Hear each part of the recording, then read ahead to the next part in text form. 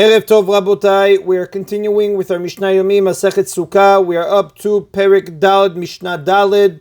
Today's Mishnayot should be Leilun Nishmat, Neria ben Svetlana, Aranbaim, Deliyahu ben Burcha Israelov, Menuchatam beGan Eden, Amen, Leavdi ben Chaim Lechaim, V'Refuah Shlema, Bacha bat Esther, and Daniel Shalom ben Rosa, Betoch Shah Chulei Israel. We learned in Mishnah 2 that taking the 4 species on the first day of Sukkot used to be permitted even on Shabbat. Mishnah in chapter 3, Mishnah 13 described how the mitzvah was performed outside the temple on Shabbat without desecrating Shabbat by carrying the species in a public domain. This Mishnah explains how it was performed inside the temple on Shabbat. The Mishnah begins, Mitzvah Lulav Ketzad. How is the mitzvah of Lulav performed on Shabbat inside the temple? Yom Tov Arishon Shel Chag Shechal Liot B'Shabbat. When the first day of the festival falls on Shabbat, Molichin et Ulvehen Harabayit. The people brought the Lulavim, all the 4 species, to the Temple Mount before Shabbat. They were not allowed to bring them on Shabbat because it is forbidden to carry in a public domain on Shabbat. However, they may be carried on the Temple Mount itself because the Temple Mount is surrounded by a wall and is deemed the private domain.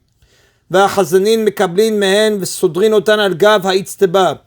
And stewards took the lulavim from them and arranged them on the row of benches on the Temple Mount. Now, the open area of the Temple Mount was surrounded by benches on which people would sit, and they were covered by a roof for protection from the rain.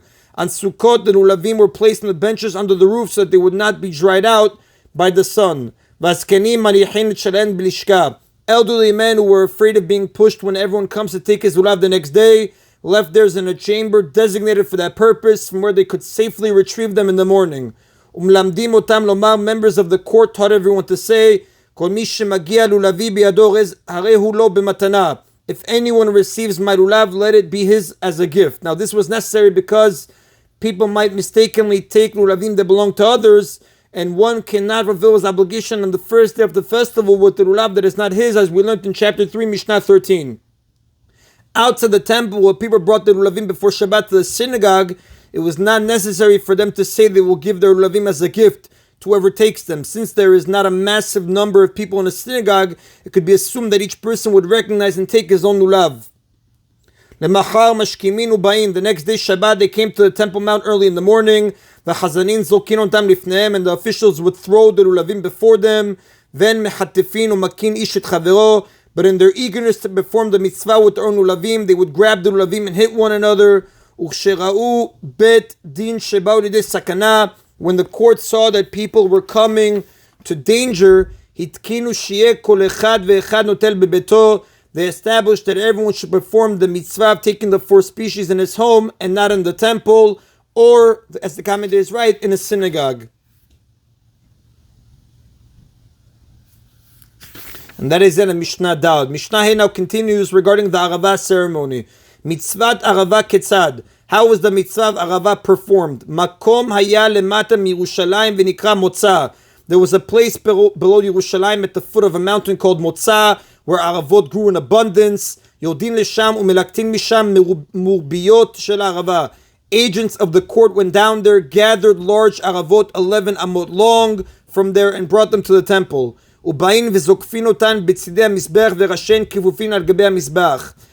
came and took the Aravot, marched with them around the altar, and then stood them up against the sides of the altar with their ends bent over the top of the altar. Now the Aravot were stood on the base of the altar. The roof, the top of the altar, was 8 amot above the base.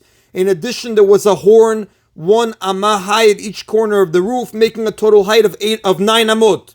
However, Aravot would have to be slightly longer than 9 amot to reach the top of a horn, because they did not extend straight upward but slanted a little. Now the altar was intended 1 amah at the 5 amah level.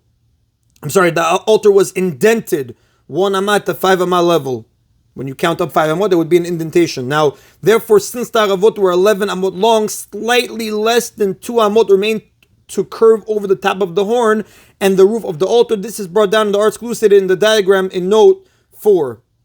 The Mishnah continues, Tak'u ve'riu v'tak'u, they blew on their trumpets, a tkiyah, 1 long note, a tiruah, 3 short notes, and another tkiyah, 1 long note as an expression of joy. The Mishnah elaborates on the ceremony of marching around the altar. בכל יום מקיפין את המזבח פעם אחת ואומרים on each day of Sukkot except the 7th. They marched around the altar one time chanting Ana Hashem Moshiana, Ana Hashem Atzichana, please Hashem save now, please Hashem bring success now. Rabbi Yehuda says Ani Vaho Hoshiana. Rabbi Yehuda says that they chanted Ani Vaho save now. Now these words Ani Vaho are a shortened form of Mishna B'tzara. The one described as I and he are in suffering, referring to God, about whom it says in Tehillim, Imo Anuchi B'tzara, I am with him in suffering. So Ani Vaho is a shortened version of Mishna B'tzara, the one I and he are in suffering. Ve'oto hayom makifin et hamizbech sheva pa'amim. However, on that day, the 7th day, they marched around the altar 7 times. Now, the march around the altar corresponded to the Jews' march around Jericho, and their conquest of Eretz Yisrael. As related in Yeshua chapter 6, they marched around the city once a day for 6 days, and 7 times on the 7th day. Just as the march around Jericho resulted in the downfall of our enemies, we pray that our marching around the altar will cause the downfall of our enemies, as the Maharsha explains in Masechet Sukkah, page 45a.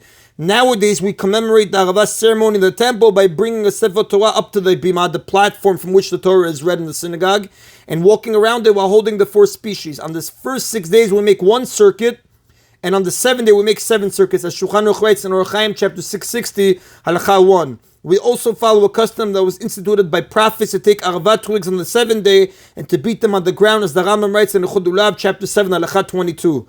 The Mishnah now discusses the conclusion of the ceremony. Bishat Petiratan Mayin Omrin, when they were about to leave after performing the Aravah ceremony on the 7th day, what did they say? Yofi lecha mizbech, Yofi lecha mizbech. The beauty of the ceremony is for you, O altar. The beauty of the ceremony is for you, O altar. We perform this beautiful ceremony for you, O altar, because you atone for us, meaning God atones for us in the merit of the sacrificial service we perform on the altar.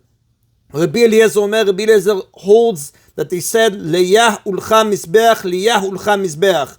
To God we express acknowledgement, and to you, O altar, we express praise. To God we express acknowledgement, and to you, O altar, we express praise. Meaning, we acknowledge that God is our ruler, and we praise the altar, which is dear to God, because it serves to atone for us. And that is in Rabotai of today's Mishnah Yomi. Baruch Adonai Le'olam. Amen v'amen.